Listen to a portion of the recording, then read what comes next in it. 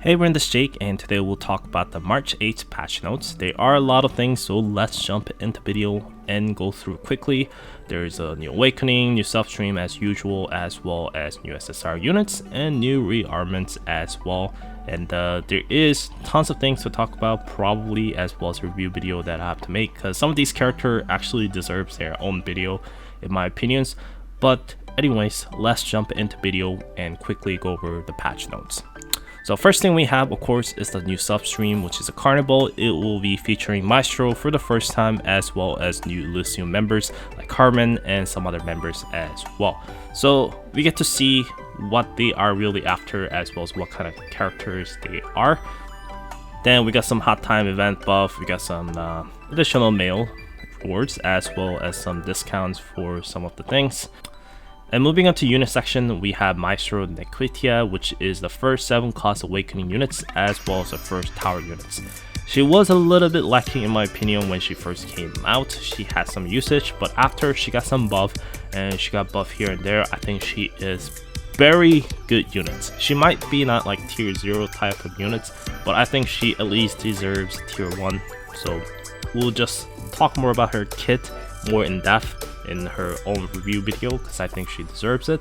But the Maestro itself, if I want to summarize it, she is basically a debuff moving tank, and as she moves forward, she is going to be applying more debuff to your enemies, and when she reaches the midpoint, she is able to trigger her ultimate skill, which will be adding tons of debuff and making them pretty much all disappear from the field, and she is going to be adding tons of shred to those bosses as well. Then we also got the usual contract missions, and the next units moving on, we have new counterpass units, which is Morse, and Morse is another very solid counterpass units in my opinion, and combined with the soldier team, Morse is going to be performing the best, because each time your units dies, Morse is going to be getting stronger and stronger and going to be getting much more tankier.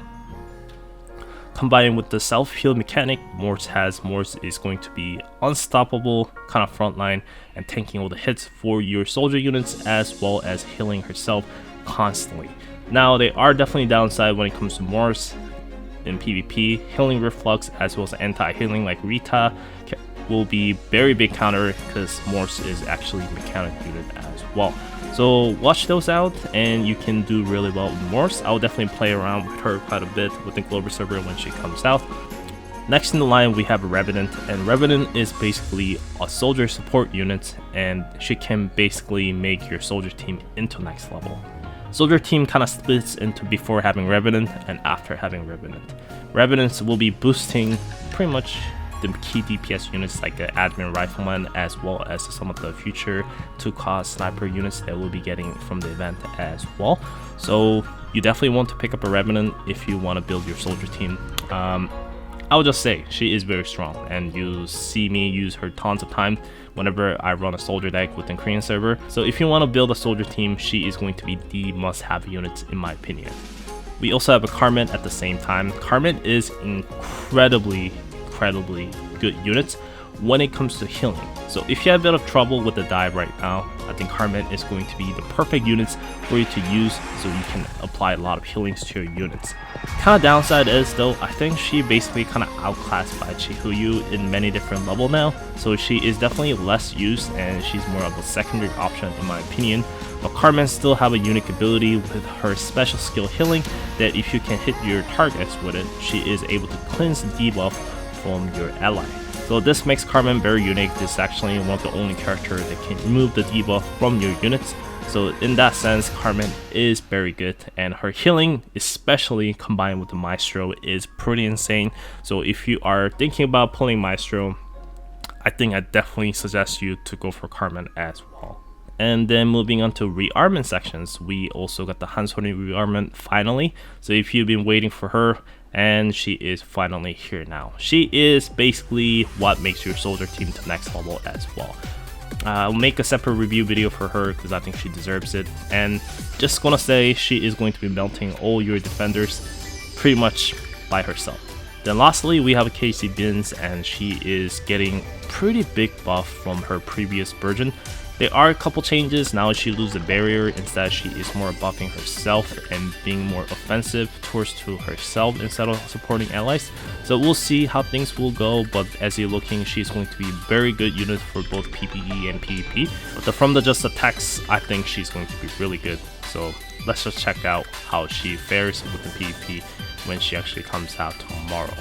And we also have a challenge stage rerun. We are able to get the all squad counter case weapons once again. So if you want to get for shouting as well as Kim Sobin for some other different sets, this is the time for you to aim for those. Then we got some event mission for the spring kind of thing. Then we got new punch and events for login to give some resources here and there. But anyways, that is pretty much it for this video. I'm pretty excited for all the soldier pieces coming together for the global server. Now we are only missing like 2 pieces and the soldier team will be complete and it will be the full power. And within dive and everything, you are able to melt through pretty much all these barriers with your soldier comm if you don't want to skip. So it is going to be pretty good. Now I'm quite excited for Casey Beans as well. She is definitely one of my favorite characters from the game, along with the Sky Rayfield from that event. So hopefully she will be good. She definitely lost some useful thing like giving a barrier to your allies and such. So we'll see, her healing actually gives better return in that sense. But I think from tax wise, she is much better. But we'll actually test and see how she will do within both PvE and PvP. But anyways, that is pretty much it for this video. Hope you guys enjoyed this one. This is Jake. I will see you guys next time. Take care.